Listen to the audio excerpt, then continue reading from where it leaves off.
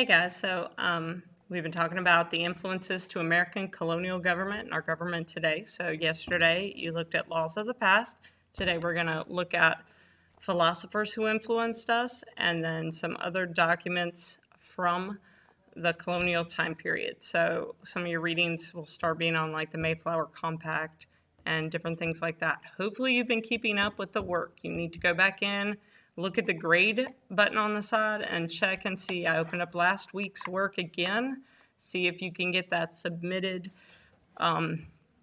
Thursday night is the latest it's open till. Also, you can email me something. This week I'll accept it. Next week, probably not. This week I need it by Saturday. That's what the grade says. That's what the plan has been. So you guys need to be keeping up. So on to today's stuff. Philosophical influences on government. So this piece says, this is the note you'll be filling in from your Canvas page. You'll open this up. It says, during the Enlightenment time period, 17th and 18th centuries, many people had groundbreaking ideas on many different subjects. Scientists were making discoveries in scientific method. Musicians are creating unique pieces of art. Philosophers are arguing basic rights of human beings. Remember, up to this point, there weren't any basic human being rights. And that will be the same in the future. They'll have to work out what that means. Three of these philosophers, well, I changed it to four. I threw in Voltaire.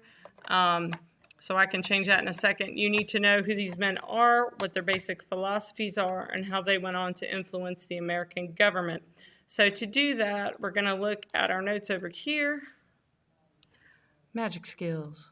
All right. So philosophical influences. So you have the other sheet, and it asks for specific things. I have broken those down for you on here. John Locke is going to be a big, important guy.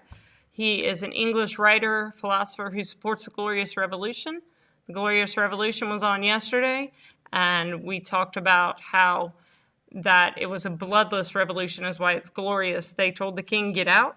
The king left, and they put in William and Mary as the new king and queen. His basic philosophies are natural rights, that these are things that people are naturally born with and no one can take from them. So he's going to say those are life, liberty, and the pursuit of property. When we get to the Declaration of Independence, Thomas Jefferson is going to say they are life, liberty, and the pursuit of happiness. So he took a little bit from Locke here, obviously, and put it in the Declaration. The influence on America. Obviously, our Declaration of Independence, all people have these natural, inalienable rights. Nothing can be taken away from them by the king or by the government. And then this kind of sets up the idea if those rights are taken away, then we would have the right to revolt against that government. But that'll show up with another philosopher. So you do not have to write these, like I said yesterday, word for word. In fact, summarize a little bit. Put it in your own words. Make it sound like you. I'm just trying to help you get used to that. Okay, Jean-Jacques Rousseau. He is French. It is not Jean-Jacques, which I know people say it like. It is Jean-Jacques. So he is a French philosopher. He writes The Social Contract, which means that there's this document between the government and the people. And it does not mean that you literally signed something when you were born. A social contract means that you being in this country, living in this country, you have decided to agree to the government, and then the government then will protect you. So as it says, people give up some rights in exchange for protection, and they should all be allowed to determine how they are governed. According to the social contract, Americans must declare their independence and establish their own government because they didn't have a voice in their own government. The English were not allowing them to have a part of Parliament, and without being a part of Parliament, they did not get a vote on any kind of taxes. Now, granted, the English viewed the American colonies like any other colony they owned, just kind of like property for them to use.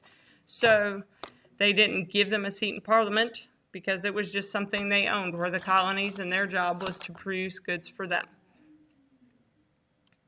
Let's see, the Baron de Montesquieu. That's not actually his name. Baron is a title, and he's of Montesquieu, from Montesquieu. So the background, he's also a French writer. His basic philosophy, the government must be divided into three branches. So just like his name has three syllables or three words, if you want to do Baron de Montesquieu, he has three branches of government, which is something that really helps us separate our branches and power and what we would Nah, this is what we'll be getting into next after we do the Constitution, is what the specific powers are of the legislative, executive, and judicial. Remember, the legislative makes laws, the executive enforces the laws, and the judicial interprets them and puts them into place and tells what the boundaries and precedents are. So no one branch can be too strong or threaten your individual rights. So we've split up the branches.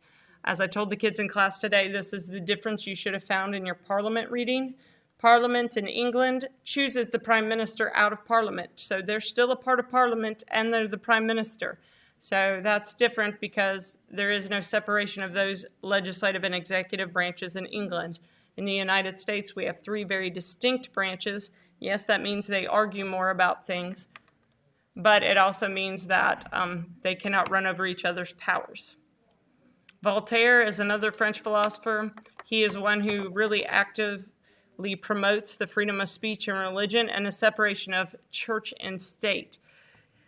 Church and state at the time, though, realized that they were not saying the state could not pray or show any allegiance to a church. It was like they couldn't force you to be a member of the church, because in England and in Europe during this time, if you weren't Catholic, when a Catholic leader was in charge, then you would be punished or burned at the stake. If you weren't Protestant, you could be burned at the stake. There's all sorts of things going on. So separation of church and state during this time just meant like you could go to whatever church you want and the state couldn't tell you where to go.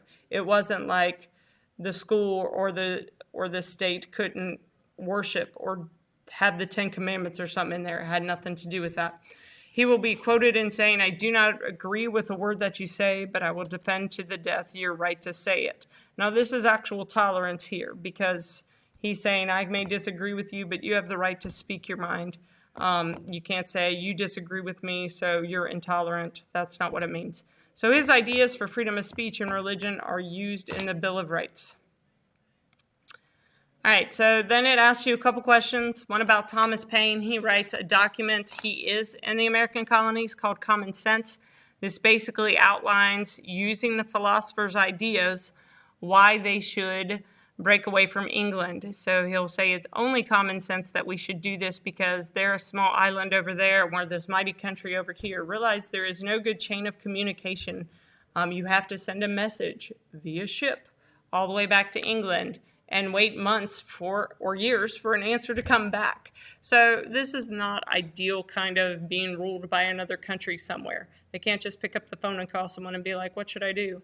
So he says that's one reason. There's, all this distance. We obviously are on our own over here, and realize a lot of the people that were in the colonies at this time, when it was time for the revolution, had never lived in England. They had only grown up in the colonies, had only known the American colonies as home, and didn't have any ties to Great Britain or the king. So he's going to challenge the authority of the British government, and it's only common sense, and there's a long list. I'll probably get the honors kids to look at the document. CP may get a question or two, but nothing major about common sense. But answer that question on your notes. And then we talk about Thomas Jefferson. He is the author of the Declaration of Independence. It says, we hold these truths to be self-evident, that all men are created equal and are endowed by their Creator with certain inalienable rights, that among them are life, liberty, and the pursuit of happiness. It goes on to say that if a government ever intrudes upon these rights, then we as a people have the right to rebel. It is our job to do that because they are taking their rights, our rights, from us. He will be one of the founding fathers. He will help with other documents, but he is known as the author of the Declaration of Independence, and he is our 3rd president of the United States. So that's Thomas Jefferson. Fill in some information on him on your notes. Make sure those get submitted. Go back through and check your things. Make sure everything's been turned in. And we'll talk to you later. Email me if you need help.